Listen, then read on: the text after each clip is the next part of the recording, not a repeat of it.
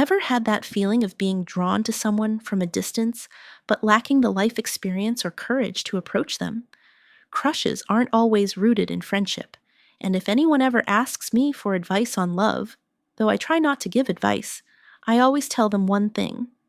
The foundation of any strong relationship is friendship. My husband and I, we're best friends first, and that's what makes our bond so special. But let's talk about something a little unexpected. It's not every day that a husband gets the chance to interview his wife's on-screen love interest. A bit awkward, right? I don't remember seeing this on the schedule, but hey, let's dive in. So, I came across this rather interesting photo of you with Mrs. Reynolds. Tell me, what exactly is going on here? Because from where I'm sitting, it looks quite suggestive. In fact, I have it right here. Care to explain? Music plays, tension builds. Hey friends, it's Katie from Welcome Back to my channel.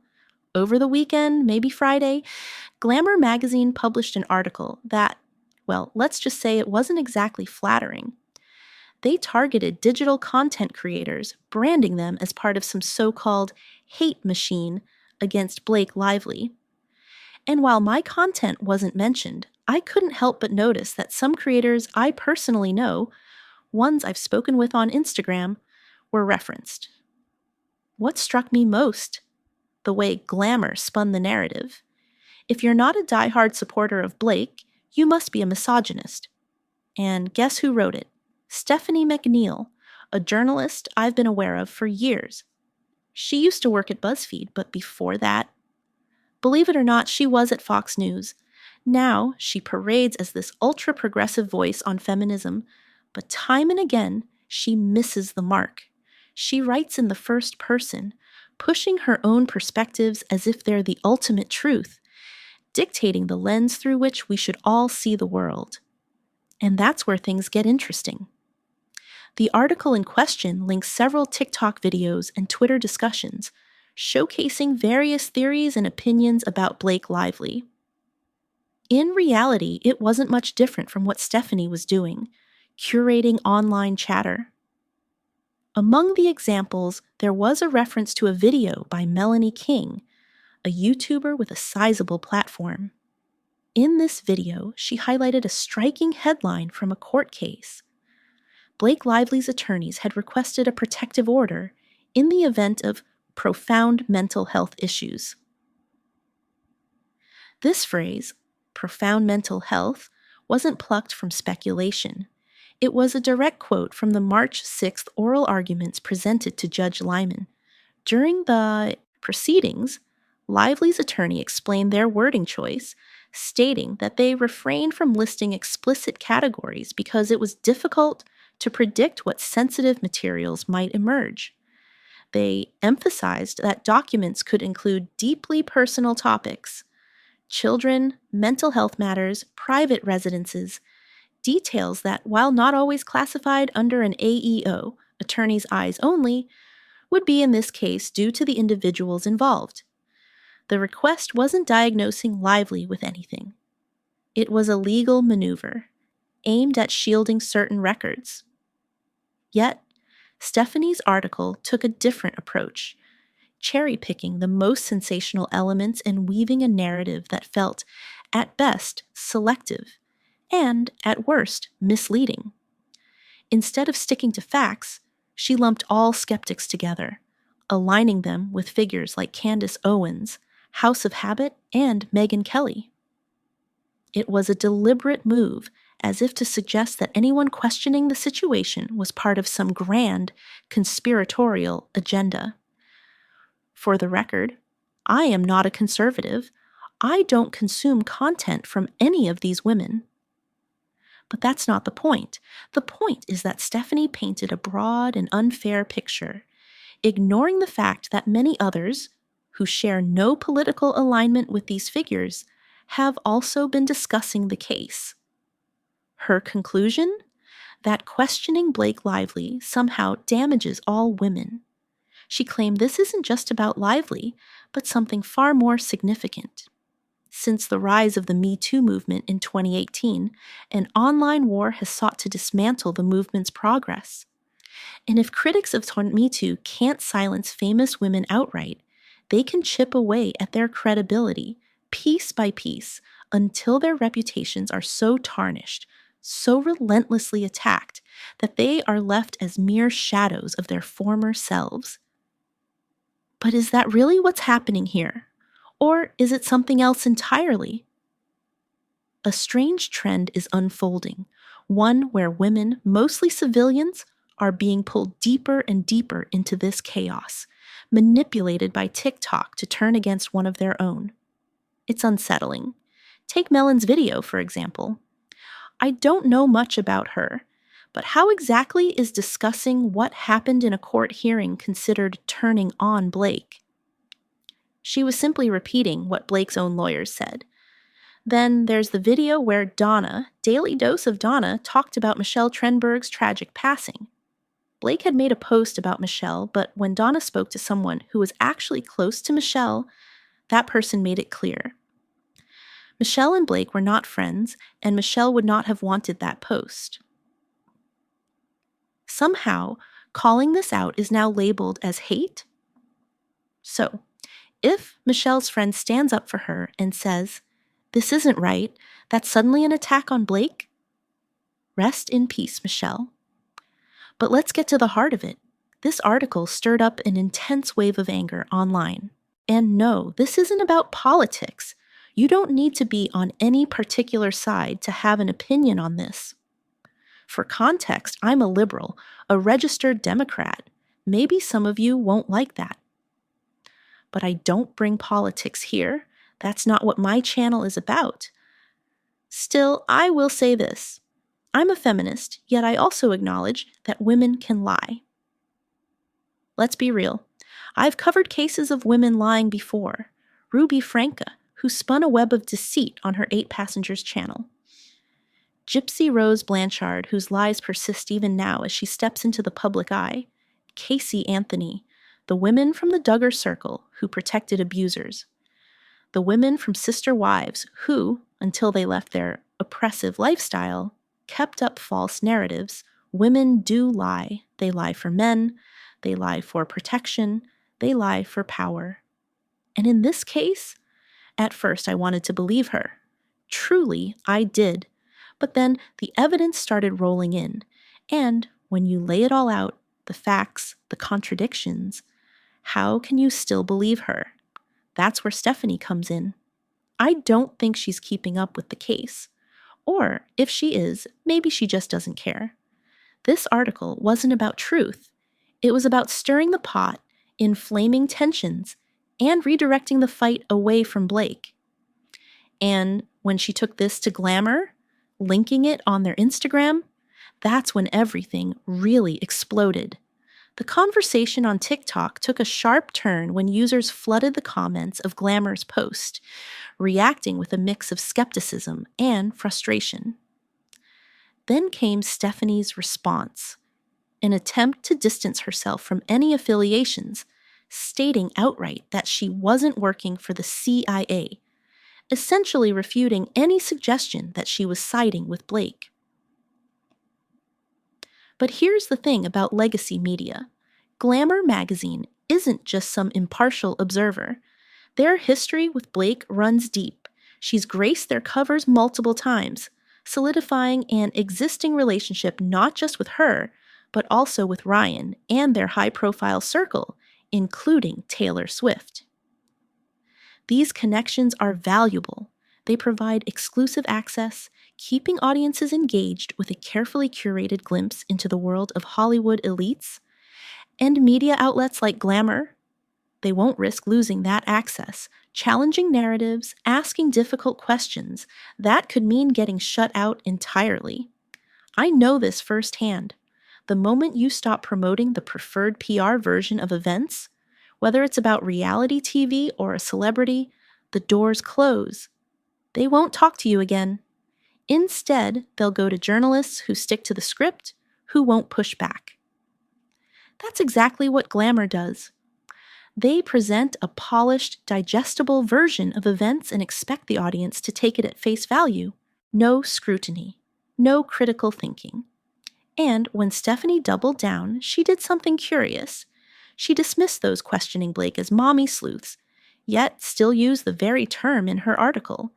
Then, in a calculated move, she escalated the argument, drawing a sweeping comparison that linked skepticism about Blake to attacks on women's rights, abortion, and even former President Trump. But let's be real, those things have nothing to do with one another. Not believing Blake doesn't equate to stripping away women's rights. Yet this is a classic legacy media tactic. Tie one issue to a larger, more controversial narrative to drive division.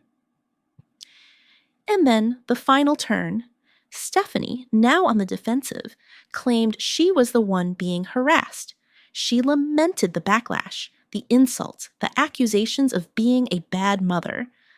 But let's not forget, she was the one who first labeled women content creators as conspiracy-driven mommy sleuths. She painted an entire group as radicalized and manipulated, then turned around and cried foul when faced with criticism herself. She wrote an article that accused those covering Blake of somehow endangering reproductive rights. She lumped everyone together, painted them as extremists, and then took to TikTok, calling them brainwashed. And when called out, she deflected. Tiffany, it seems, never expected the pushback, but the truth has a way of surfacing. Whether legacy media wants it to or not, the media landscape is shifting, and traditional outlets are struggling to keep up. Instead of adapting, some journalists choose to discredit the competition, content creators. A recent article labeled female content creators as Mommy SL, dismissing them as conspiracy theorists obsessed with BlakeLively. Yet when the journalist behind this hit piece faced criticism, the response was vastly different. Suddenly, questioning her motives became an attack, and rather than addressing the actual figures in the case, she chose to go after independent voices. Why? Because content creators are a threat to mainstream media's crumbling stronghold. They don't rely on outdated gatekeeping. They follow court records, analyze legal arguments, and present the facts as they are. I spent the day watching videos from experienced lawyers discussing Lively's case against Boney. Their consensus? Lively's claims don't meet the legal threshold for sexual harassment or a hostile work environment. One lawyer bluntly stated that being annoyed by your boss doesn't amount to a lawsuit. Others pointed out a key aspect of courtroom credibility. If a jury finds even one lie in a plaintiff's testimony, they are instructed to question the entire case. And the cracks in Lively's credibility are hard to ignore. She has openly admitted in past interviews to fabricating stories on social media, misleading journalists, and manipulating her way into positions of power in the film industry. These aren't rumors. They are her own words, documented and published. Yet the article in question conveniently ignores these details, instead spinning the narrative that all criticism of Lively is baseless.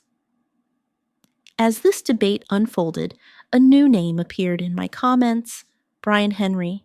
His remark? Mommy sleuth versus a bad mom, big difference. Encouraging continued attacks doesn't make you the hero in this. But congrats on the engagement. We know that's what this is about. The irony was hard to miss. Brian Henry, the husband of the journalist behind the article, works in content distribution. His entire job revolves around making online material go viral for a major real estate figure. And yet, here he was, jumping into the fray to defend his wife while accusing independent creators of wrongdoing. I pointed out the hypocrisy.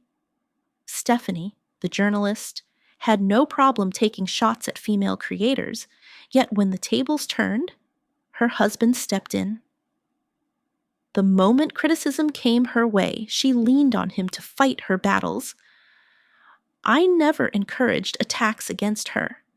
I merely responded to an article that she deliberately wrote. An article filled with inflammatory language, baseless accusations, and a clear agenda.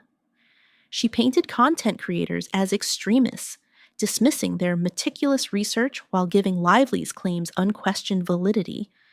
But those of us following the case aren't just speculating. We're combing through the court records, listening to legal arguments, and analyzing real evidence. If she had done the same, she would see the inconsistencies.